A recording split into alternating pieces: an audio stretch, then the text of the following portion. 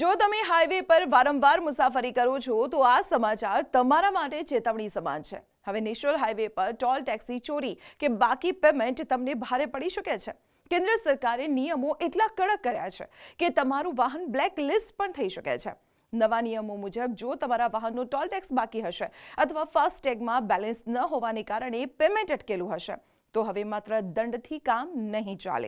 તમારા વાહનનો ડેટા સીધો આરટીઓ સાથે લિંક કરી દેવામાં આવ્યો છે, એટલે કે જ્યાં સુધી ટોલ બાકી હશે ત્યાં સુધી તમને તમારા વાહનના મહત્વના દસ્તાવેજો નહીં મળે।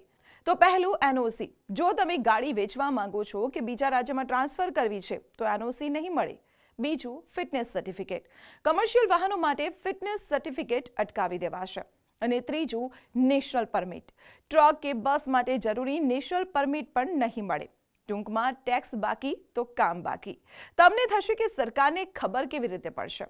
તો સાંભળો, દરેક ટોલ બૂથ પર લાગેલા RFID રીડર્સ તમારા વાહનનો નંબર તરત જ સ્કેન કરી લેશે અને આ ડેટા સીધો NPCI અને માર્ગ પરિવહન મંત્રાલયના ડેટાબેઝમાં અપડેટ થઈ જશે। એટલે કે ડિજિટલ રેકોર્ડથી બચવું હવે મુશ્કેલ છે। મિત્રો, મુસાફરી શરૂ કરતા પહેલા હંમેશા તમારા ફાસ્ટેગનું બેલેન્સ ચેક કરી લો। ટેકનિકલ ખામી હોય તો પણ તેને તરત જ સુધારી લેજો, જેથી ભવિષ્યમાં આરટીઓના ધક્કા ન ખાવા પડે। આ માહિતી તમારા દરેક મિત્રો સાથે શેર કરો। વધુ અપડેટ્સ માટે જોતા રહો સંદેશ ડિજિટલ।